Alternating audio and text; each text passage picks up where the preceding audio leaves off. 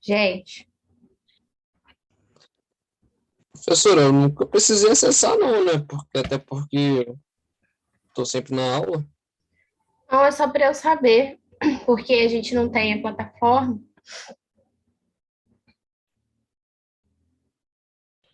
Nem cheguei a tentar também fazer dessa forma. Então tá, vou começar, tá? E amanhã não, amanhã é quarta, né? Na quinta-feira a gente tem a nossa atividade diversificada, que vai ser outro questionário, certo?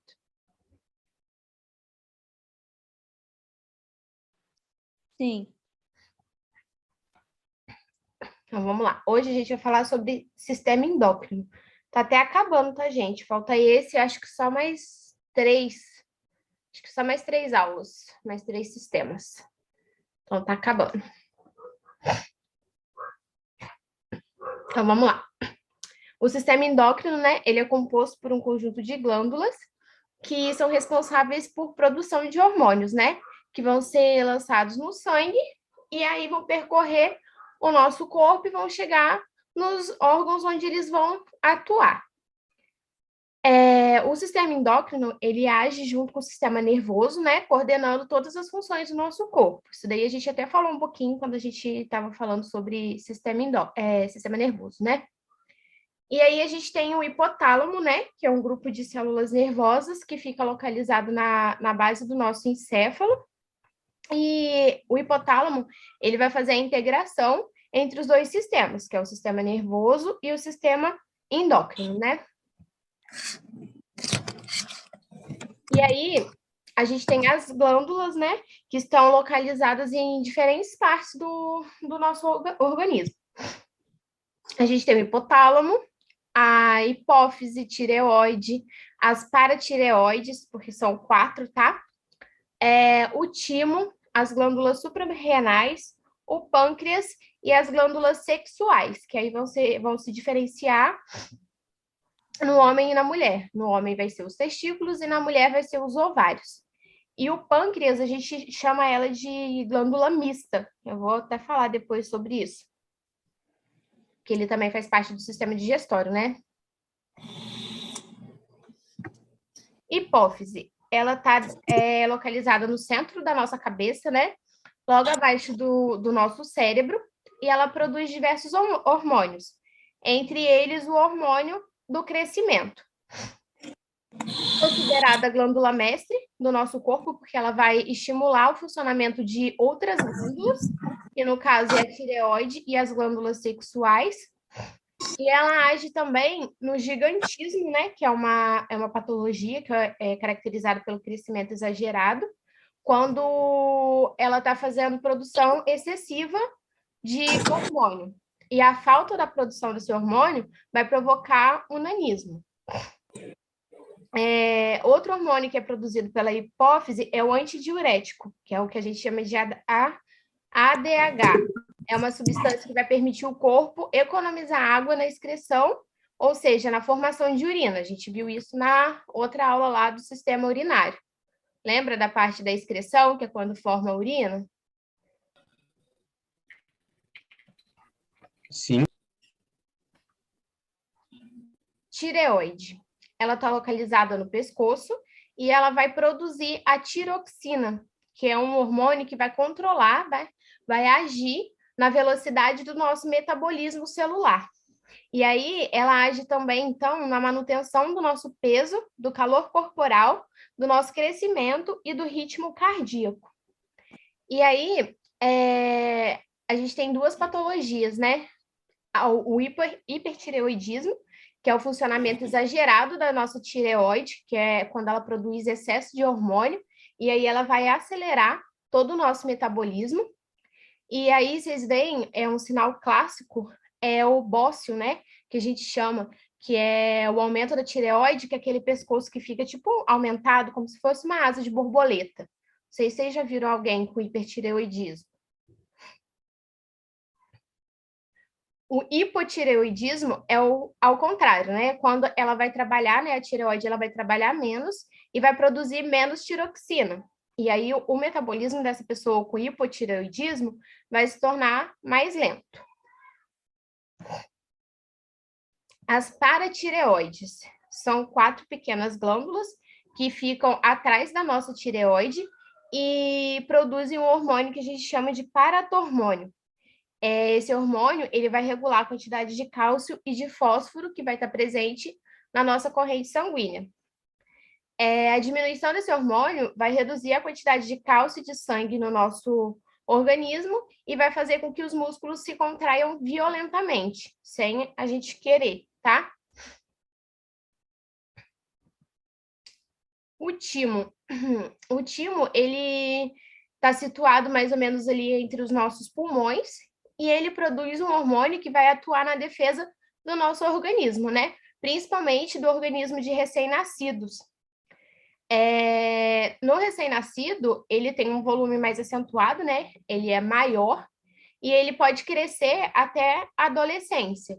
E aí, quando a gente chega na adolescência, ele começa a atrofiar, ele começa a diminuir. E aí, as funções dele também reduzem, tá? Então, ele vai ser um órgão que vai atuar na nossa imunidade, porém, quando a gente chega na fase adulta, ele já não é mais tão presente assim. As suprarrenais, elas ficam em cima, né, acima dos rins, e elas são responsáveis por produzir a adrenalina, que é o hormônio que vai preparar o nosso corpo para ação, né? Os efeitos que a adrenalina causa no nosso organismo, a gente tem 3 principais.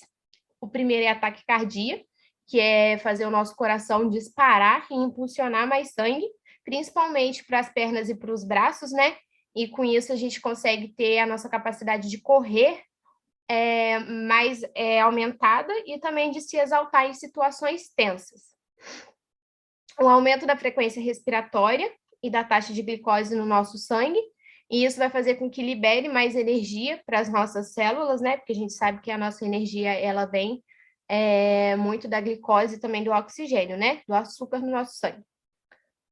A contração dos vasos sanguíneos da pele, de modo que o organismo ele vai enviar mais sangue para os músculos esqueléticos, e por isso a gente fica pálido, igual a gente fala, né? Pálido de susto, e também gelado de medo. Tudo isso porque ela faz a contração desses vasos sanguíneos, ou seja, ela vai fazer vasoconstrição desses nossos vasos sanguíneos. E aí é como se o sangue mesmo sumisse, né? Ele vai diminuir na nossa pele, por isso que a gente fica pálido e gelado. O pâncreas, como eu falei lá no comecinho, ele é uma glândula mista, porque além dos hormônios que ele produz, que é a insulina e o glucagon, ele também vai produzir o suco pancreático, que faz parte lá do sistema digestório, igual a gente já estudou. A insulina controla a entrada da glicose nas nossas células, que é onde, né, vai ser utilizado para liberação de energia no nosso organismo, e o armazenamento lá no fígado, né, na forma de glicogênio. E aí a falta ou a baixa produção de insulina no nosso organismo vai ser responsável pela diabetes. E a gente vai falar dela depois, né, dos 2 tipos. O glucagon, ele vai funcionar de forma oposta à insulina, né? Quando o nosso organismo, a gente fica muito tempo sem se alimentar, sem comer, né? A nossa taxa de açúcar no sangue vai cair muito. E aí a gente pode estar fazendo uma hipoglicemia. E aí, nesse caso, se a gente continua em jejum, o nosso pâncreas ele vai produzir o glucagon, que vai agir lá no fígado e vai estimular a quebra desse glicogênio, e esse glicogênio ele vai se transformar em moléculas de glicose, para a gente poder regular, né? Ele vai regular essa hipoglicemia no nosso organismo.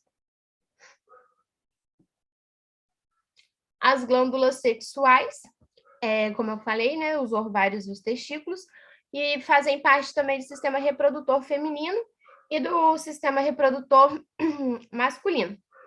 Eles são estimulados por hormônios que são produzidos lá na hipófise, né? Por isso que ela é a chefona aí do sistema endócrino.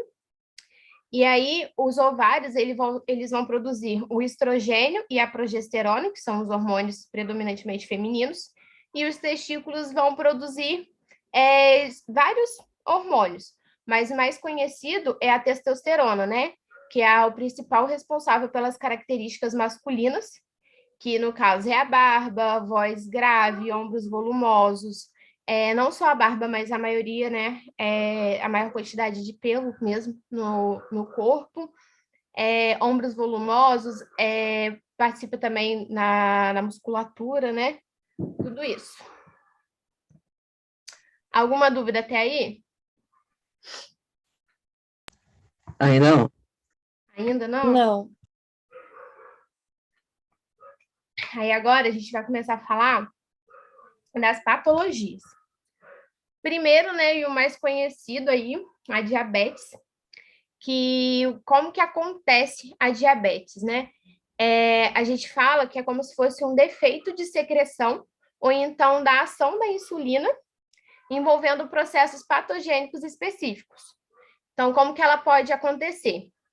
Por destruição das células beta do pâncreas, que são as células que são responsáveis por produzir a insulina. Pode acontecer por resistência à ação da insulina também, distúrbios da secreção da insulina e alguns outros fatores que a gente vai ver também. Ela é um grupo, né, de doenças metabólicas que é caracterizadas por hiperglicemia, que é o aumento de glicose na nossa corrente sanguínea, e é associada a complicações, disfunções e a insuficiência de vários órgãos. Por isso que quando a diabetes ela é tão perigosa, né?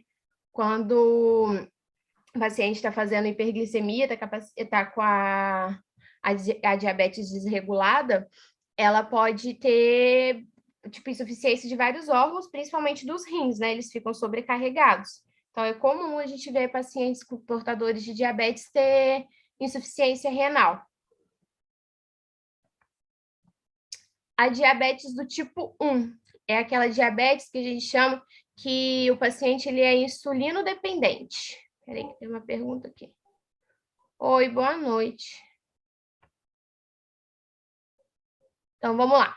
Na diabetes tipo 1, que é quando o paciente ele é insulino dependente, ou seja, ele faz uso da insulina, são produzidas quantidades inadequadas, né, de insulina pelo pâncreas, porque vai ocorrer um processo que a gente chama de autoimune, onde o nosso próprio corpo vai produzir, vai fazer um processo de destruição das nossas células pancreáticas. Então, ela é considerada, né, uma doença como se fosse autoimune mesmo, porque é o nosso próprio organismo que vai estar destruindo as células do nosso pâncreas, e aí a gente não vai conseguir produzir insulina de forma adequada. A característica dela é porque ela pode começar com início repentino e geralmente antes dos 30 anos.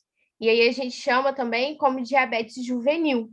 A gente vê muita criança com diabetes, né, insulino dependentes. Algumas crianças, eles até fazem a aplicação sozinha, já estão até acostumados. Neném também a gente vê.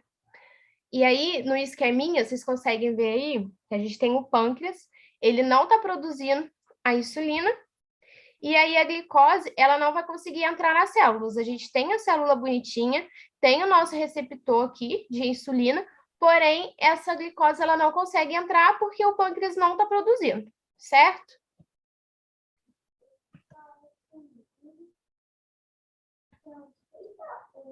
A diabetes tipo 2, a gente chama de diabetes não insulino dependentes. Esses pacientes, eles não vão fazer uso de insulina, porque ela é o resultado, né, de uma diminuição na sensibilidade das células à insulina e uma diminuição na quantidade da insulina produzida.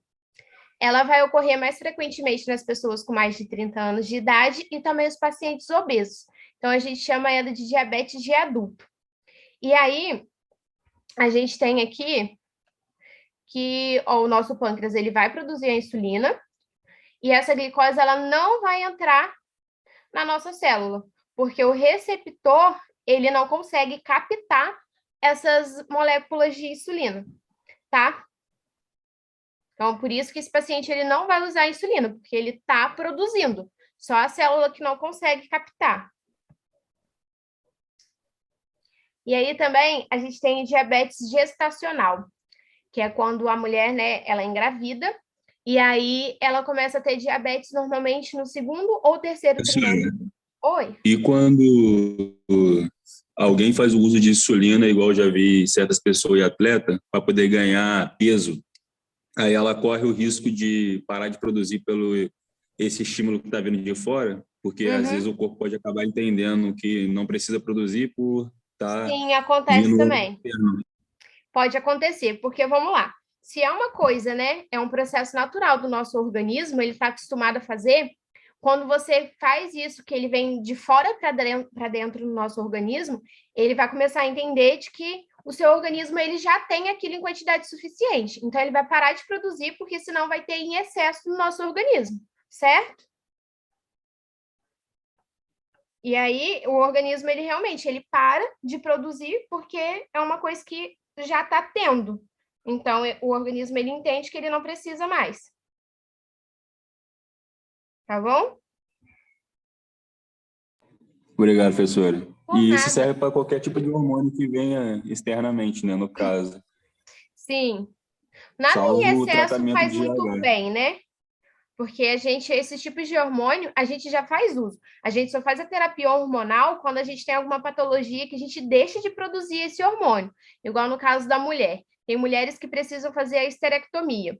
E aí faz a retirada dos ovários. Os ovários, eles vão produzir hormônios, né?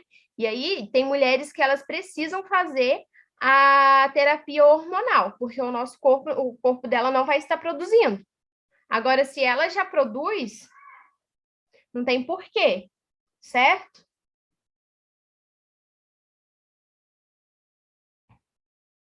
E aí, na diabetes mellitus, ela vai resultar por hormônios que são secretados lá pela placenta, e esses hormônios eles vão inibir a ação da insulina.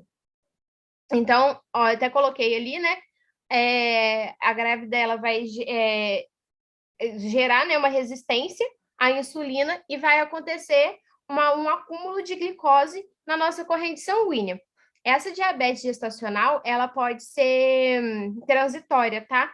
A mulher pode ter só na gestação e depois isso se normalizar, porque já não vai ter mais esse hormônio que vai estar sendo secretado pela placenta depois do nascimento do bebê. As causas. A falta ou a má absorção da insulina, e aí a gente está falando da diabetes tipo 1 e tipo 2, obesidade, hereditariedade, falta de atividade física, hipertensão, níveis altos de colesterol e triglicerídeos, medicamentos que são feitos à base de cortisona, a idade e o estresse. E aí, os sinais e sintomas, eu até coloquei aqui o que significa cada termo, que eu até falei para vocês estudarem um pouquinho, né? E aí a gente tem a poliúria, que é a urina em excesso, polidipsia, que é a sede excessiva, polifagia, fome excessiva, perda de peso, visão turva, hálito cetônico, o prurido, que a gente chama de coceira, né? E a dificuldade de cicatrização.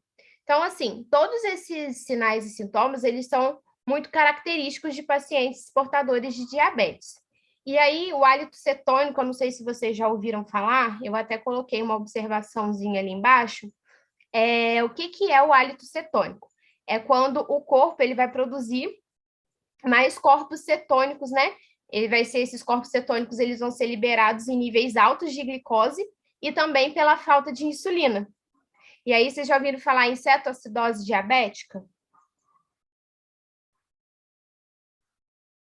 É por conta disso, tá? E aí, esse paciente, ele realmente vai ter o hálito dele vai ser diferente, vai ter um cheirinho ali diferente. É por conta da produção desses corpos cetônicos em exagero, tá bom?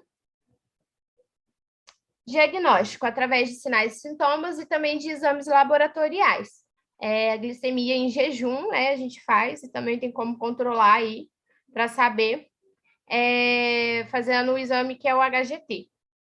O tratamento, a dieta, diminuição, né, dos doces, carboidratos, fazer uma dieta mais balanceada, exercícios físicos, hipoglicemiantes orais. Hipoglicemiantes, a insulina é um tipo de hipoglicemiante, só que ela é intradérmica. E no caso do hipoglicemiantes orais, são medicamentos mesmo, que os pacientes tomam. Quais são as complicações da insulinoterapia? A hipoglicemia, ela é causada, né, por doses excessivas de insulina, alimentação insuficiente e atividade física. Esse paciente ele pode apresentar nervosismo, fraqueza, sudorese, tremor, debilidade, cefaleia, taquicardia, até mesmo perda da consciência e coma. Vocês já viram, né? Pacientes portadores de diabetes que ficam em coma. Acontece também por hipoglicemia. A alergia à insulina, ela é uma reação local, né? Acompanhada de sensação de picada. Vai ficar vermelho. Esse local da onde foi aplicada, ela pode endurecer. E essa reação, ela pode ser tanto imediata quanto tardia, né? Alguns momentos depois. E essas reações, elas normalmente acontecem quando o paciente começa a fazer a insulinoterapia, mas porém não dura. Depois o corpo se adapta e essa alergia ela vai desaparecer. A lipodistrofia insulínica. Isso daí é uma coisa bem preocupante, né? Que é um endurecimento do local da injeção, que ocorre quando não há rodízio de local da aplicação da insulina. Eu até coloquei depois um esqueminha para vocês verem onde que a insulina ela pode ser aplicada. E aí, a gente sempre tem que estar fazendo um rodízio para não acontecer essa lipodistrofia insulínica. O paciente, ele fica mesmo como se fosse uns gruminhos, assim, na pele, de tanto fazer aplicação, principalmente por ela ser intradérmica. Cuidados de enfermagem. Observar o tipo de dieta oferecida para esse paciente, realizar exames de glicemia nos horários pré-estabelecidos, aspirar corretamente a dosagem de insulina, porque é perigoso também, né? E aí a gente tem que sempre verificar qual tipo de insulina, porque a gente tem a insulina regular e a insulina NPH, eu acho que vocês já estudaram isso, se não estudaram ainda vão estudar. A espécie, a concentração, a validade, o tipo de seringa que a gente vai estar utilizando. Observar e comunicar sinais de hipoglicemia, como tremores, suor, nervosismo, fome e fraqueza. Eu falei que era intradérmica, na verdade é subcutânea, tá, gente? Tô até errando aqui já. E aí a gente tem que aplicar sempre as injeções de insulina no tecido subcutâneo. Vocês já aprenderam a técnica? Porque eu não coloquei aqui, não. Acho que ainda não.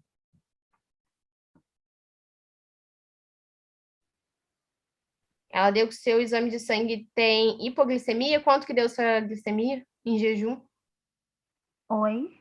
Quanto que deu sua glicemia em jejum? Não sei. Ela falou que deu.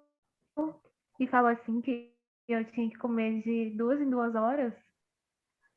Então, isso daí você tem que observar mais. Porque ela, através de um exame só, já falar que você está fazendo hipoglicemia, por qual razão? Tem que dar uma investigada aí. Uhum. Observar o nível de consciência desse paciente, né? Porque o paciente que faz, principalmente a hipoglicemia, né? Ele pode ter processos mentais um pouquinho diferentes, principalmente ele vai ficar apático, a fala dele vai ficar lenta, as mãos e os pés vão aumentar de tamanho, pode ter constipação, surdez, alterações de personalidade, observar os sinais de hipoglicemia, até repetir ali, né, agora que eu vi, monitorar sempre sinais vitais e estimular a ingestão hídrica desse paciente também.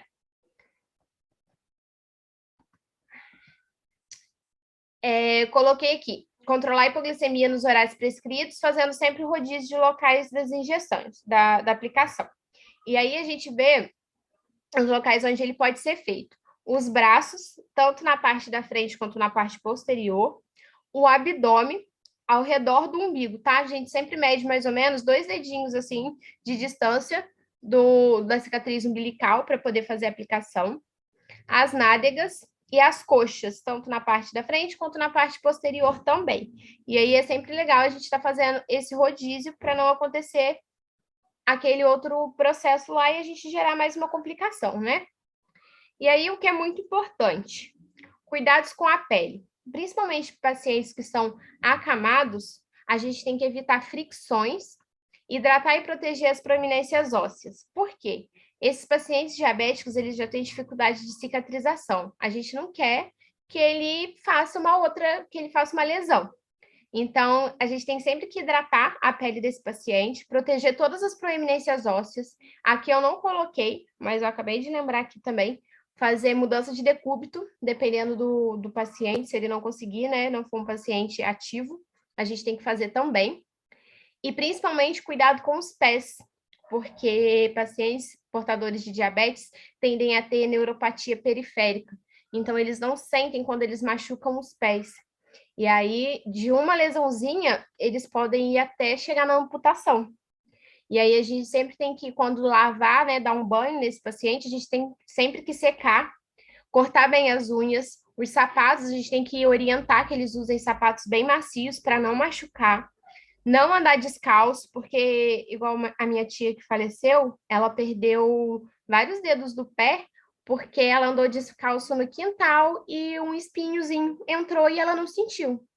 E aí aquilo lá foi indo, ela não sentia, ela teve que amputar. Então é bem perigoso. E sempre hidratar a pele também, né? Porque a pele muito ressecada, ela fica mais suscetível a rachaduras. Vocês já aprenderam isso aqui? Cálculo de insulina? Como que a gente calcula? Ainda não. Hum? Ainda não. Não? É um cálculozinho bem básico. Normalmente, porque vocês sabem que a insulina, a gente mede elas por unidade, né? E aí a gente tem a seringuinha própria de insulina, que são as unidades, porém ela conta como 1 ml. Só que nem sempre a gente vai ter essa seringa de 1 ml. E aí a mais próxima que a gente tem para usar é a de 3. Então, esse exemplo aqui que eu coloquei para vocês é utilizando a seringa de 3 ml, tá? Aí eu coloquei, ó, normalmente os frascos de insulina contam com 100 unidades e nesse exemplo utilizaremos a seringa de 3 ml, dos quais, no entanto, somente 1 ml será ocupado com líquido e ainda a prescrição do médico, que foi de 25 unidades. Então, é uma regrinha de 3 bem básica, onde a gente sempre vai usar frasco, seringa, a prescrição e a interrogaçãozinha aí, no caso, vai ser o nosso resultado. Por mais que a seringa seja de 3, a gente sempre vai utilizar somente 1 ml dela, tá? E aí, como que fica o resultado? Regra de 3 simples, a gente só vai substituir ali. Então, no lugar do frasco, onde está escrito aqui, a gente vai colocar as 100 unidades. Aqui é unidades internacionais, tá? Por isso que é o I. A seringa, aqui no caso, a gente coloca 1 ml, porque por mais que a seringa seja de 3, a gente vai utilizar somente 1 ml. A prescrição do médico foi de que seja administrado 25 unidades. E o X aqui é o nosso resultado, que a gente ainda não sabe. E é a regrinha de 3 básica. O 100 aqui vai multiplicar pelo nosso resultado, que é o X, que a gente ainda não sabe, que vai ser igual a 25, que é a nossa prescrição, vezes 1 ml. E a gente faz X igual a 25 dividido por 100. E aí o nosso resultado vai dar 0,25 ml. Vocês conseguiram entender até aí?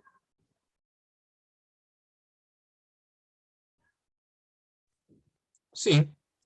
Bem facinho, né? E aí, no caso, se a gente tem...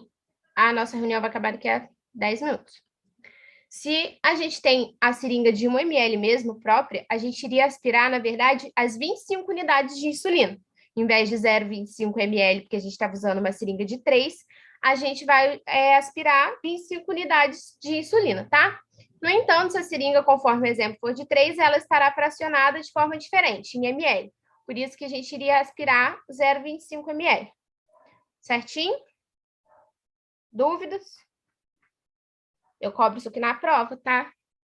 Então, se vocês não aprenderem, vocês perguntam. Mas ela tá falando de fazer o cálculo na prova? Eu tô dando o cálculo, então, assim, é regrinha de 3 básica, é só vocês gravarem aí a formulazinha, que vocês fazem um cálculo rapidinho, facinho. E aí, só prestar atenção. E quem não sabe matemática? Hã? E quem não sabe matemática? Tem que saber, gente. Vocês acham que enfermagem não tem matemática? O que mais tem é matemática, cálculo de medicamentos. Isso daqui é um tipo de cálculo de medicamento que a gente está fazendo. Vocês já aprenderam essa parte? Ainda não. Então, cálculo de medicamento, diluição, cálculo de gotejamento, é muita matemática envolvida. Essa daqui já é para vocês irem se adequando, então, já se familiarizando. E aí, é bem facinho, vocês viram, né? Qualquer dúvida, eu vou colocar exercíciozinho desse. Ai, caramba. Ai, droga. Vou colocar exercício desse aqui no questionário de quinta-feira, que aí quem não conseguir fazer, eu ajudo na sala. Tá bom? E aí agora a gente vai falar do hipertireoidismo, que a gente já até começou a falar um pouquinho lá no começo, né? Ela é uma condição que é caracterizada pelo aumento da secreção dos hormônios da tireoide e ela pode ter origem por várias causas. Na forma mais leve da doença, a pessoa ela pode não apresentar sintomas que são facilmente reconhecíveis, ou então apresentar sintomas que são inespecíficos, né? Que a gente não tem muita relação com o hipertireoidismo. No caso, como a sensação de desconforto e também de fraqueza. As causas. A causa mais comum do hipertireoidismo é uma doença que é autoimune, que é uma doença que a gente chama de doenças de Graves. É quando o nosso próprio corpo ele vai produzir os anticorpos que vão atacar a nossa tireoide. Por isso que ela é uma doença autoimune. Bócio multinodular. Aumento do volume da glândula que leva à produção excessiva dos hormônios. Lembra que eu falei lá que uma das características de quem tem hipertireoidismo é o bócio, é o aumento dessa glândula, que fica com aquele pescoço em formato de borboleta? Essa é uma das causas também. Tumores da glândula tireoide, da glândula pituitária, dos testículos ou dos ovários. Porque são todos, né, glândulas que produzem hormônios e aí acaba mexendo em tudo mesmo no nosso organismo. Então, se a gente tem um tumor em alguma dessas glândulas, pode levar essa pessoa a desenvolver hipertireoidismo também. Alguma inflamação da glândula tireoide resultante de uma infecção viral ou alguma outra inflamação, pode ser também por bactérias, tá? Alguns micro-organismos. Sinais e sintomas. Taquicardia, perda de apetite, perda do peso de forma importante, né? Então, a paciente ele vai ter uma perca bem grande de peso. Nervosismo, ansiedade e inquietação. Intolerância ao calor, sudorese aumentada, fadiga e câimbras musculares, evacuações frequentes, irregularidades menstruais. Porque a gente está mexendo com hormônio, né? Então, tudo isso vai ficar alterado. Alguns outros sintomas que podem estar presentes é a presença do bócio, né, que é aquele papo, a fraqueza, sede excessiva, aumento do lacrimejamento, dificuldade para dormir, e no caso de mulheres, pode ter até mesmo mais facilidade para abortamento. É bem gravezinho assim, se a gente não trata. Então, a mulher ela tem até dificuldade mesmo de levar uma gestação adiante. Diagnóstico. Os sinais e sintomas característicos do hipertireoidismo podem ser detectados pelo médico. Adicionalmente, exames podem ser utilizados para confirmar o diagnóstico e definir também a causa, para a gente poder fazer um tratamento mais efetivo. E aí, eu não sei se vocês já viram, quando a gente pede normalmente exames de sangue, às vezes o médico ele pede TSH, T4, T3 livre. Eu não sei se vocês já pegaram os exames de sangue que vocês viram isso. Esses nomezinhos estranhos, eles são hormônios que são produzidos, né, pelo nosso organismo. O TSH é o hormônio estimulante da tireoide. Ele é um hormônio que ele vai regular a produção dos hormônios tireoidianos. Então, assim, ele não é um hormônio que é produzido pela tireoide, ele vai estimular a tireoide a produzir os hormônios dela, que é o T3 e o T4. E aí, quando a produção desses hormônios ela tá alta, o nível do TSH ele vai diminuir, certo? Porque se esses hormônios, se ele é um hormônio estimulante, se a gente tem uma alta produção do T3 e T4, o TSH ele vai diminuir. E quando está baixa, o nível do TSH aumenta. Então, é ao contrário. Se a produção de T3 e T4 está baixa, o nível de TSH vai aumentar para poder estimular a produção desses nossos hormônios. O nível sanguíneo baixo de TSH é o melhor indicador de hipertireoidismo. Então, isso aparece também lá no exame de sangue, tá? O T4 livre e o T3 livre, eles são hormônios tireoidianos que são ativos. E aí, quando a gente está com hipertireoidismo, os níveis de T3 e T4, eles vão estar anormais, né? Eles vão estar mais altos, né? O TSI é a imunoglobulina estimulante da tireoide. Ela é uma substância frequentemente encontrada no sangue, quando a doença de Graves é a causa do hipertireoidismo. Então, assim, é uma coisa que ele não é muito solicitado, né? Porque ele raramente vai interferir nas decisões do tratamento, mas é uma forma da gente confirmar também. Como a gente falou lá da doença de Graves, é uma substância que quando a gente tem, ele vai estar mais frequente no nosso sangue. O tratamento.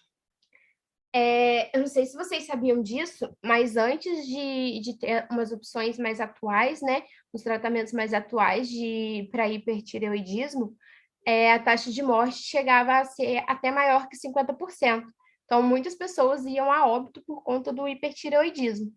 E aí, o tratamento ele vai variar dependendo da causa e também da gravidade dos sintomas. E ele pode ser tratado com medicamentos antitireoidianos, iodo radioativo, ou então a cirurgia mesmo, que é para remover a glândula tireoide. Mas aí é em último caso, tá? As complicações.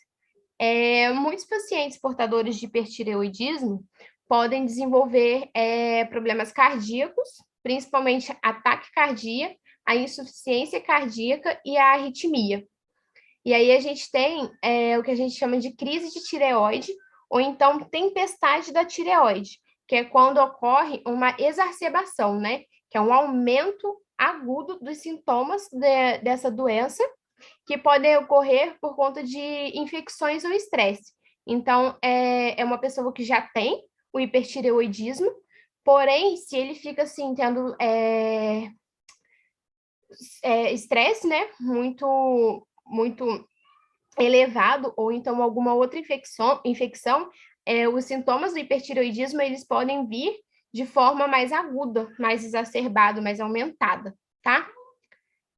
Cuidados de enfermagem. Estimular a ingestão controlada de líquidos, mensurar a ingestão e a eliminação de líquidos, que é fazer o balanço hídrico, mensurar sempre o peso desse paciente, administrar a medicação nos horários prescritos e monitorar os sinais vitais. E a nossa aula vai acabar. Eu vou acabar aqui e na hora que vou mandar outro link, a gente volta falando do hipotireoidismo, tá? Eu acho que até o último já. Eu achei que ela era grande, mas vocês não tiveram dúvida, foi rapidinho. Vou sair aqui, tá, gente?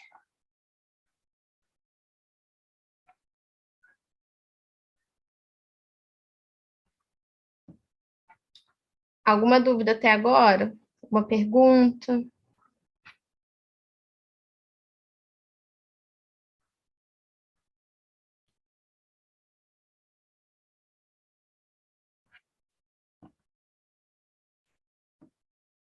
Então, vamos lá para a gente acabar.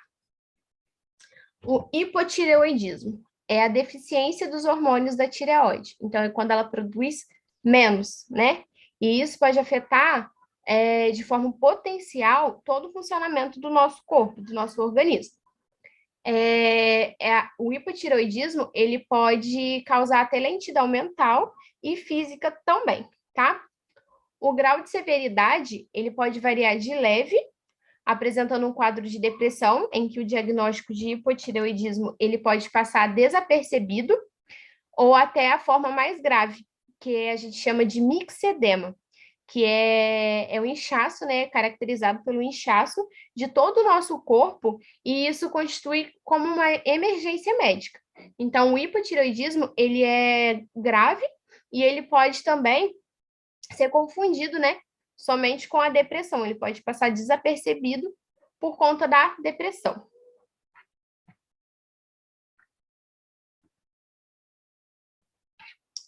Causas. Doença de Hashimoto é uma doença que ela é autoimune, tá? Eu não coloquei aqui, mas depois vocês ficarem com curiosidade, fica aí para vocês pesquisarem também, que é uma outra patologia que pode levar ao hipotireoidismo. Retirada cirúrgica da tireoide para tratar o hipertireoidismo ou tumor. Então, assim, se é um paciente que ele tem hipertireoidismo e o tratamento ele não está funcionando e ele precisa retirar a tireoide, ele vai poder ter hipotireoidismo. Então, assim, é bem chatinho, né? Porque ou você tem um ou você tem outro.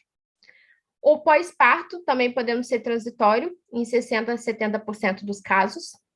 Deficiência na regulação da glândula tireoide, inflamação da glândula, deficiência de iodo, que é uma substância que ela é muito importante para a produção dos hormônios, né, da tireoide, resistência generalizada ao hormônio tireoide. É quando o nosso corpo ele tem essa resistência ao hormônio, né? E aí, sinais e sintomas: fraqueza e cansaço, intestino preso, ganho de peso, depressão, unhas finas e quebradiças, enfraquecimento do cabelo e pode também levar à facilidade no abortamento, tá? Eu não coloquei aqui, mas pode causar também.